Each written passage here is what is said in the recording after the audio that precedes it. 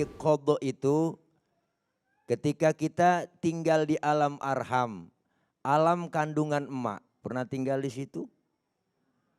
9 bulan, 4 bulan 10 hari ditiupkan oleh Allah ruh. Disitulah dicatat qadhanya seorang manusia. Apa?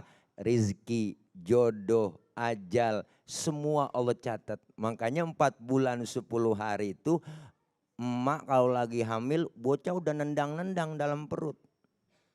Dicatat ajal rizki oleh Allah, itulah qadha yang ditentukan oleh Allah. Maka ketika kita jadi qadar, artinya apa? Takdir.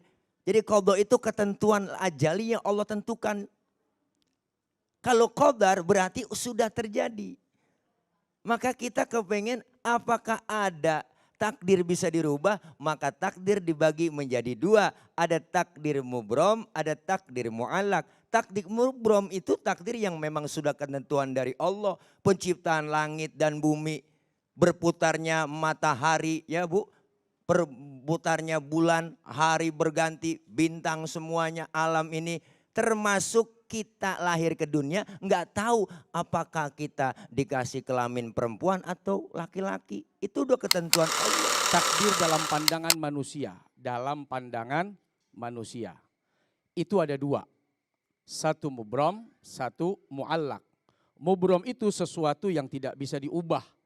Tapi mu'allak itu sesuatu yang tergantung atau digantung. Sifatnya kondisional. Mau kaya, kerja. Mau kenyang, makan. Kalau mau hilang aus, minum. Tapi tidak selalu melulu orang yang kerja pasti kaya. Tidak selalu melulu orang yang sakit kemudian berobat lalu sehat. Maka dalam pandangan manusia apa yang menurut ikhtiarnya bisa berubah buat dia itu takdir mu'allak. Tapi di sisi Allah semuanya mubrom. Sehatnya itu udah ketetapan. Sakitnya udah ketetapan. Selamatnya udah ketetapan. Masuk dalam celakanya udah ketetapan. Miskinnya udah ketetapan. Kayanya sudah ketetapan. Artinya apa? Manusia tidak akan pernah tahu dalam pandangan ilmunya. Apakah ini mubrom atau ini mu'allak. Kapan dia tahu mubrom? Saat dia mati. Baru dia sadar semua takdir yang berjalan. Itulah takdir mubrom yang tidak lagi punya kesempatan untuk dia berbuat apa-apa. Tapi kalau semasa dia hidup, lalu miskin jadi kaya, kemudian lapar jadi kenyang. Dia bisa berpikir ikhtiar saya ini mampu mempengaruhi takdir. Padahal itu sudah kecatat juga. Apalagi kalau politisi, hati-hati. Politisi biasanya kalau dia belum nyalon, tolak LGBT, betul nggak nih? Pas mau nyalon, boleh LGBT. Kenapa? Pegangannya bukan agama. Maka ketika kita memegang agama, anak-anak kita, keluarga kita pegangannya kokoh dan kuat, tidak akan terombang-ambing. Dan pegangan kita adalah agama ini. Jamaah sekalian yang dimuliakan Allah. Semua orang yang melakukan penyimpangan adalah orang-orang yang biasanya melanggar ajaran agama.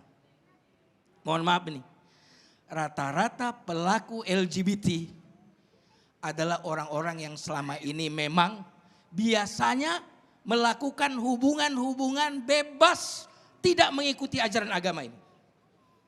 Makanya LGBT itu sebenarnya awalnya impor dari luar sana, bukan dari Indonesia yang beragama.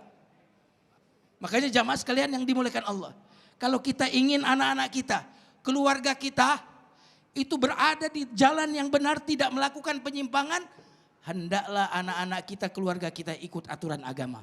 Saya ulang lagi, semua penyimpangan disebabkan oleh ketiadaan Allah. Saya ulang lagi kalimatnya, semua penyimpangan disebabkan oleh ketiadaan Allah di dalam hati kita. Ketiadaan Allah itulah yang membuat kita gelisah, lalu kita mencari ketenangan dari selain Allah. Telah menciptakan manusia pada takwim yang amat sempurna. Syekh Mutawalli Asy'arawi, seorang ulama besar, mufassir dari Al-Azhar, beliau mengatakan bahwa sempurnanya manusia bukan hanya fisiknya, termasuk fungsi-fungsi yang ada pada tubuhnya itu sempurna. Itu sebabnya Allah menciptakan Adam dan Hawa, bukan Adam dan Udin. Dalam sejarahnya, ini LGBT ini bukan sekedar penyakit. Ada nabi khusus Allah utus untuk sebuah komunitas yang melakukan praktek penyimpangan ini. Nabinya nabi apa ibu-ibu? Nabi Lut. Ada satu wilayah Nabi Lut Allah utus ke wilayah ini. Namanya wilayah apa ini? Sodom. Makanya Sodom itu menjadi istilah negatif ya Kiai ya. Subhanallah. Artinya apa? LGBT ini dia bukan penyimpangan yang ringan. Sampai Allah perlu mengutus orang nabi. Artinya apa? Ini PR besar dalam tragedi kemanusiaan.